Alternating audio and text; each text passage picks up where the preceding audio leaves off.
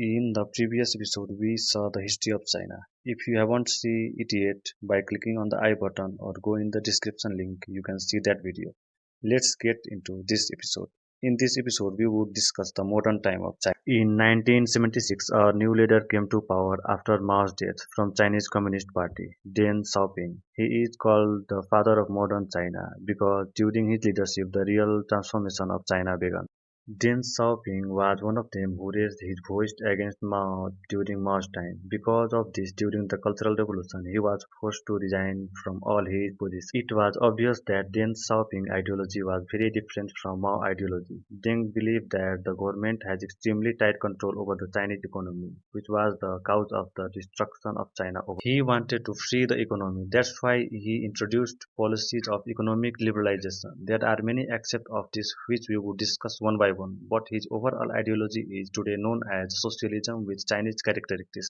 First, to bring transformation in agriculture system, Deng introduced a household responsibility system.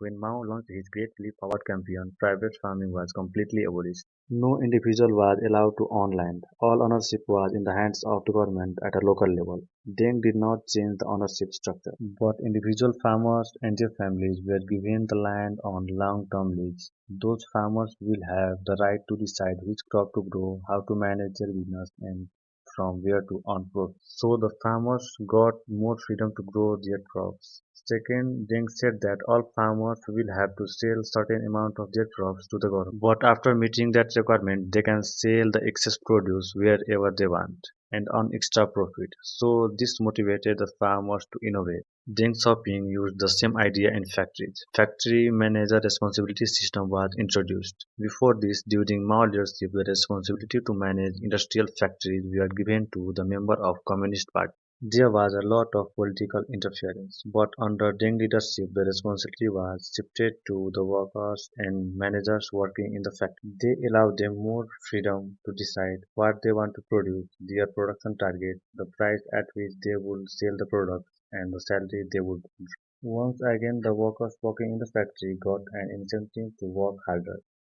The worker developed a sense of ownership and accountability. During Mao's leadership, there was a lot of centralized planning. A person sitting on the top dictated everything. But during the Deng time, there was a decentralization. More freedom was given in the economic sense. Because of all these policy measures, millions of people started coming from poverty and people's lives started changing. The grain production in China doubled between the late 70s and mid-80s. The next big step was to bring revolution in education. To focus on educating people, in 1986 a compulsory education law was introduced by the government. For 9 years, free and compulsory education for every child in China. The government started spending more on people's education consistently. In 1980s, the money spent by the government on education was approximately 2% of GDP, and it kept increasing. By 2010, it reached 4.1% of GDP. As a result, in 1982, the literacy rate was 65%, and in 2012, it crossed 95%. Similarly, spending money on healthcare is another big indicator. In 2021, China spends 5.59 of GDP on its healthcare. The next development strategy of Deng Xiaoping was Township and Village Enterprise. It's also known as TVEs.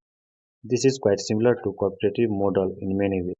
Cooperatives are usually owned by the workers working in the cooperatives, but on the other hand, the ownership of TVE is held by the township and villages. Both have same purpose, to bring economic growth in rural areas and improve people's living standards. A big example of TVE is Hawaii Technologies, which started in the area of Shenzhen, but today it has become a global leader in telecommunications equipment. Another good example of this is in the city of Wenzhou, where some local com people Another good example of this is in the city of Wenzhou.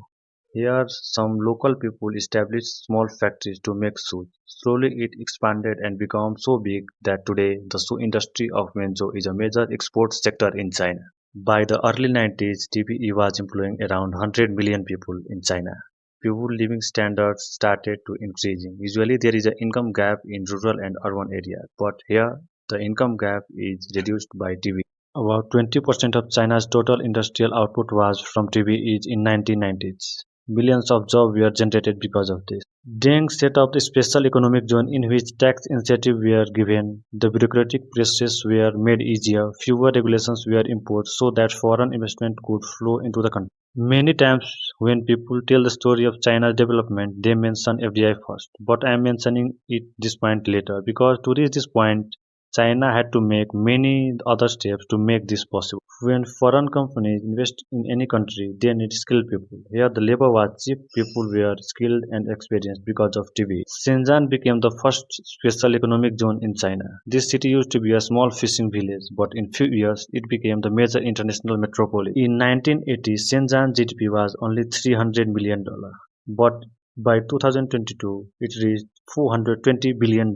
To encourage foreign companies to come to the country, an open door policy was made in 1978. Because of this, many multinational companies like Nike, Apple, Volkswagen set up their manufacturing facilities in China. In 1918, China's FDI was 60 million, but by 2021 it exceeded $333 billion. Apart from all these, the government also focused on infrastructure development. Railway lines were built and good public transport in cities. And along with this, the government made scientific research a priority. Deng introduced a crash training program for more than 800,000 Chinese researchers. Priority areas were made: energy production, computers, optics, space technology, physics, and genetics. The science research centers were given heavily funding by the government. The money spent on research and development was gradually increased by the government, and in 2022 it crossed $500 billion. A big example of this was John Gongkong Science Park in Beijing, built in 1988. It is a hub of technology and innovation. Many high-tech companies, research institutions, and universities are situated here. In 1990, GDP per capita of China is $983, but their change was so remarkable that today China's GDP per capita is $17,312. With regard to the revolutionary policies, Deng Xiaoping said that he took the approach of crossing the river by filling the stones. That we cross the river by evaluating each and every stone, every decision that we take in a pragmatic and practical manner. It is not that a dictator have an abrupt idea of what could be done to change the country, and without any further thought and consultations with advisors, the dictator imposed his decisions. We learn from Deng Xiaoping that bringing reforms is a gradual process that should be undertaken after thorough evaluation. It should be tested at every step and policies should be adjusted as needed. That's all for today. If you learned something valuable, then hit the like icon and make sure to subscribe.